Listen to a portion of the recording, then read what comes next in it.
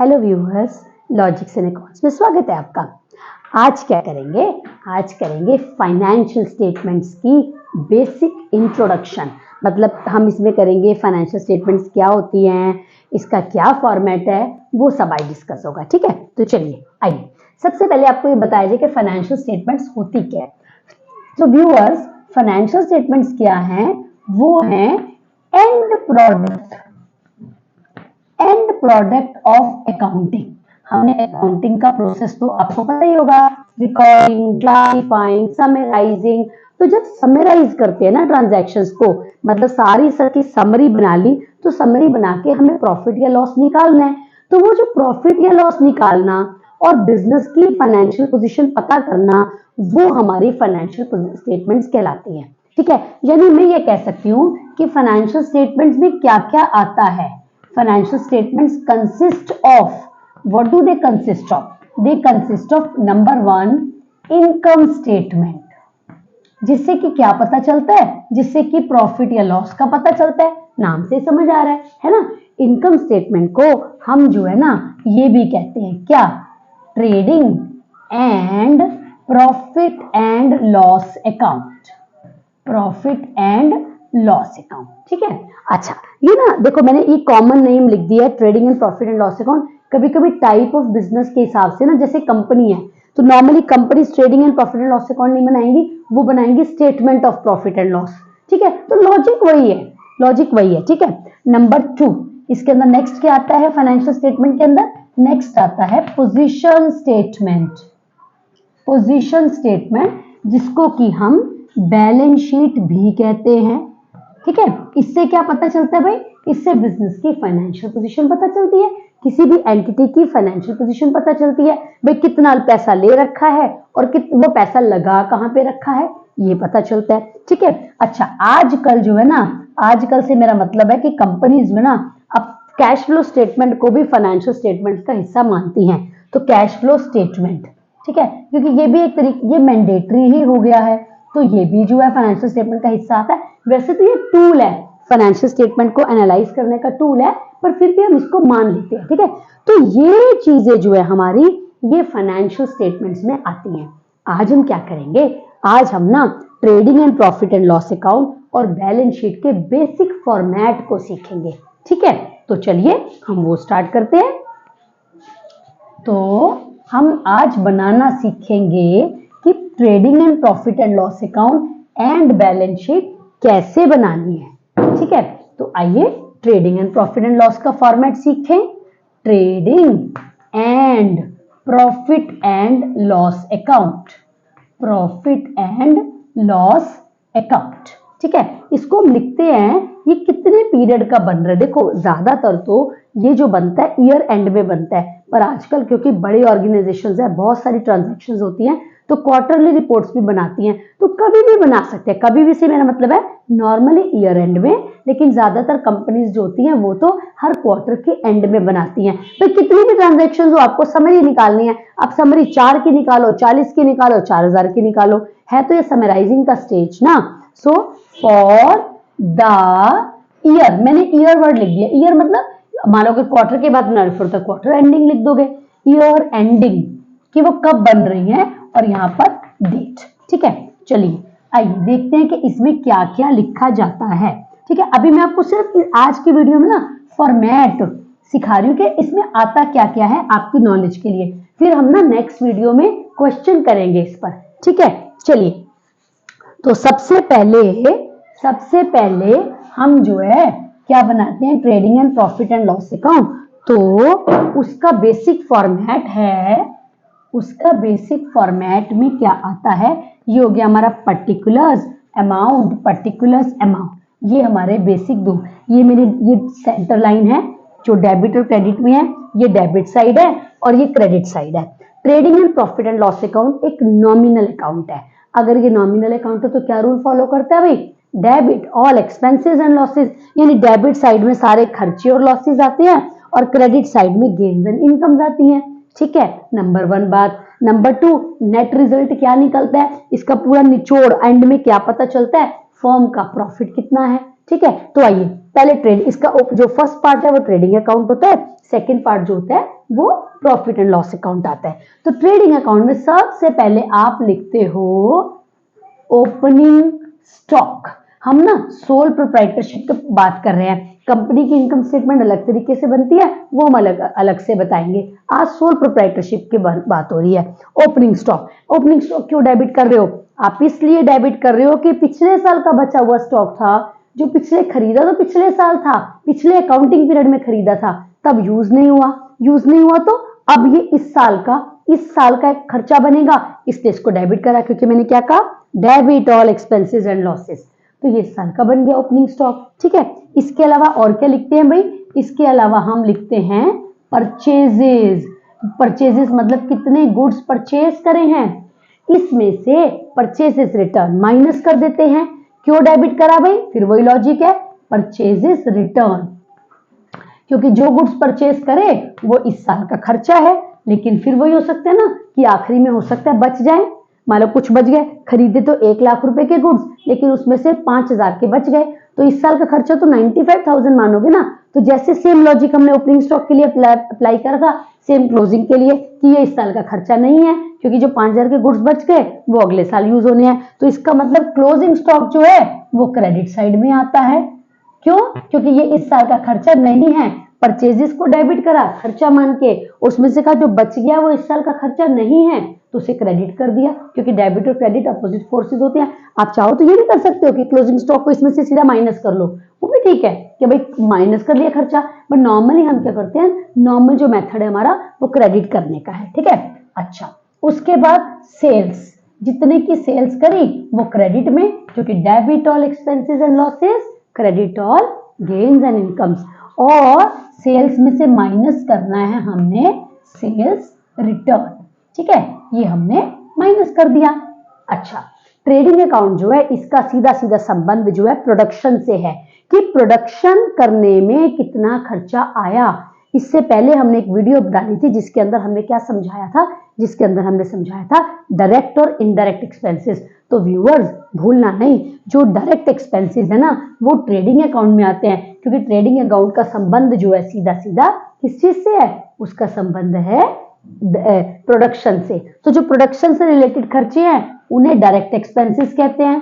तो direct expenses, अगर आपने वो वीडियो नहीं देखी है तो आपसे रिक्वेस्ट है कि पहले वो वीडियो देखो, तब आपको ज्यादा समझ आएगा। फिलहाल मैं कुछ एक्सपेंसेस आपको बता दूं जो डायरेक्ट होते हैं, wages, carriage, freight, cartage, factory expenses, production expenses, expenses of purchase, ये यूजुअली ये डायरेक्ट एक्सपेंसेस होते हैं। तो अगर इनमें से जो हैं वो उनके नाम लिखोगे, क्या नाम है, जैसे आपने लिखा to wages, to carriage, to cartage, इस तरीके से है ना नाम जो जो दे रखे हैं वो लिखोगे।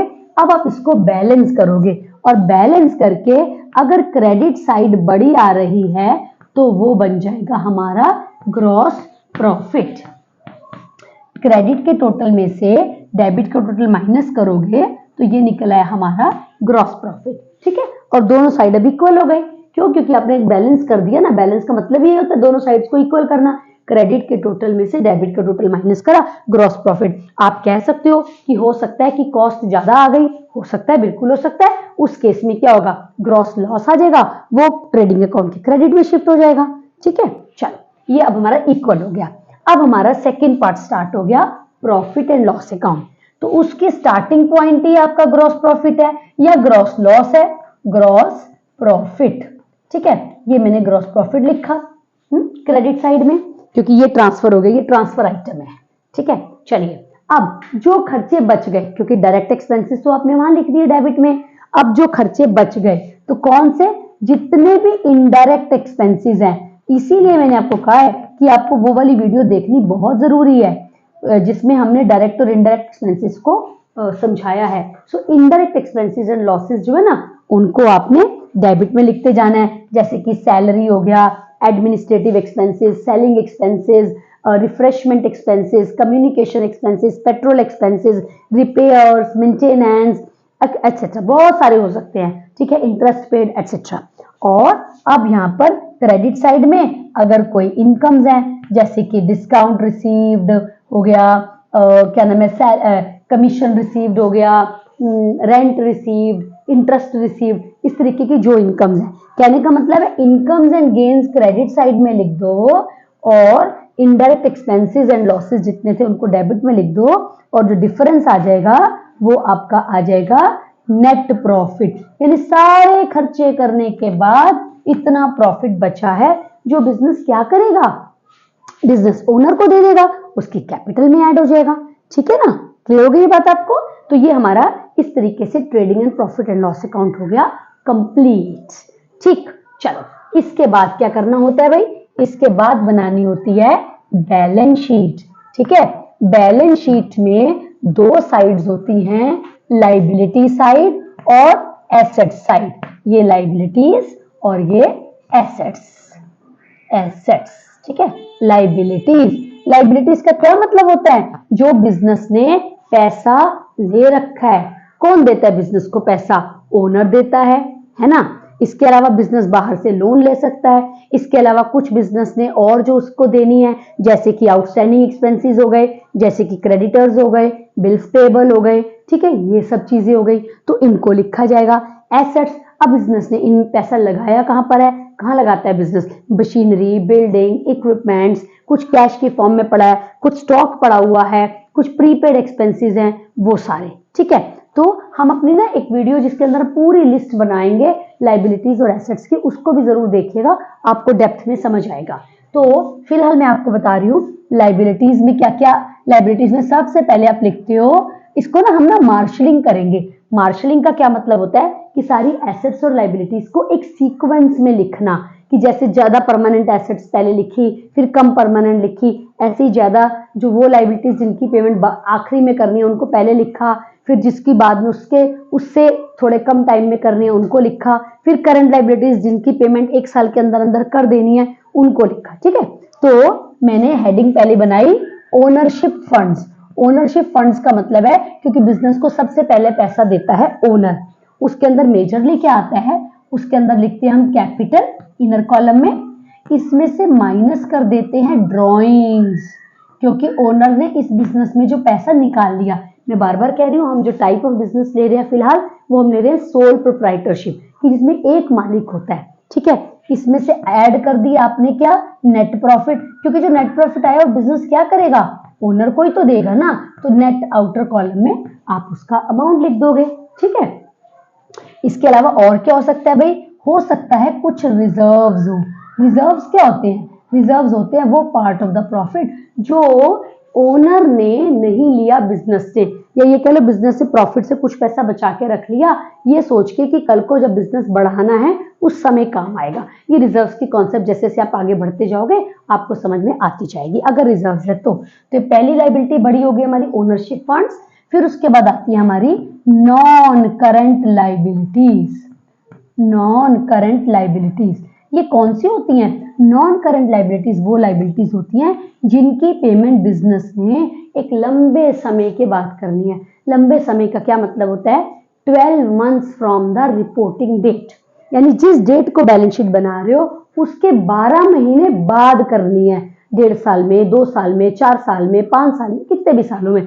इसके अंदर लोन्स आ जाते हैं जैसे बिजनेस ने ले रखे हैं, या इस तरीके की जो भी ऐसी कोई एडवांस वगैरह किसी ने ले रखा है जो बिजनेस अभी बड़े टाइम के बाद वापस करेगा, वो सब आ गया। ठीक है, देन नेक्स्ट आती है हमारी करंट लाइबिलिटीज। करंट लाइबिलिटीज वो वाली लाइबिलिटीज होती हैं जिनकी पेमेंट बिजनेस ने जल्दी ही कर देनी है, यानी 1 साल के अंदर अंदर कर देनी है, बैलेंस शीट बनने के 12 मंथ्स के अंदर कर देनी है, जैसे कि क्रेडिटर्स हो गए, बिल्स पेबल हो गए, आउटस्टैंडिंग एक्सपेंसेस हो गए, इस तरीके की इनकी पेमेंट जल्दी कर दी जाती है। ठीक है, तो ये हमारे 3 हेड्स हो गए लाइबिलिटी साइड में बड़े, ओनरशिप फंड्स, दूसरा नॉन करंट लाइबिलिटीज और तीसरा करंट लाइबिलिटीज। ठीक है, अब आ जाओ एसेट साइड में। ये तो 3 जगह से पैसा आता है, अब यूज कहां पर होता है भाई, यूज होता है सबसे पहले non current assets. Non current assets कौन सी एसेट्स होती हैं, जिसको बिजनेस ने लंबे समय के लिए अपने पास रखना है, जैसे कि बिल्डिंग, मशीनरी, इक्विपमेंट्स। ठीक है ना, इस तरीके की चीजें, कोई लॉन्ग टर्म के लिए इन्वेस्टमेंट्स कर दी, ये सारी नॉन करंट एसेट्स। और उसके बाद आती हैं हमारी करंट एसेट्स। करंट एसेट्स वो होती हैं कि जिनसे बिजनेस या तो बिजनेस उनको जल्दी कैश में कन्वर्ट कर देगा, या उनसे बेनिफिट ले लेगा। Debtors, bills receivables, cash in hand, cash at bank, हाँ, प्रीपेड एक्सपेंसेस, स्टॉक, ये हमारी करंट एसेट्स होती हैं। तो सारी लाइबिलिटीज एक तरफ लिखी जाएंगी, सारी एसेट्स एक तरफ लिखी जाएगी। जब आप देखोगे तो दोनों तरफ याद रखना कि हमारी बैलेंस शीट आपस में इक्वल हो जाएगी। तो इसका मतलब हमारा क्वेश्चन करेक्ट है। ठीक, तो ये हमारा बेसिक कॉन्सेप्ट है जिसके अंदर मैंने क्या डिस्कस करा आपसे कि फाइनेंशियल स्टेटमेंट्स बनानी कैसे है, बेसिक चीजें क्या है। ठीक है, अच्छे से देखना है, समझना है। हमारे नेक्स्ट वीडियो का जरूर वेट करिए, उसको जरूर देखिएगा। उसके अंदर हम क्वेश्चन करके दिखाएंगे कि ठीक है, अगर हमें ट्रायल बैलेंस गिवन हो तो हम trading and profit and loss account and balance sheet कैसे बनाते हैं। Don't forget to see that, right. हमारे चैनल को लाइक करना है और अगर अभी तक सब्सक्राइब नहीं करा तो फटाफट से सब्सक्राइब भी कर दीजिए। कमेंट करिए if you think, and next video का वेट करिए, उसमें हम क्वेश्चन करके दिखाएंगे, right. Till then, good bye all of you.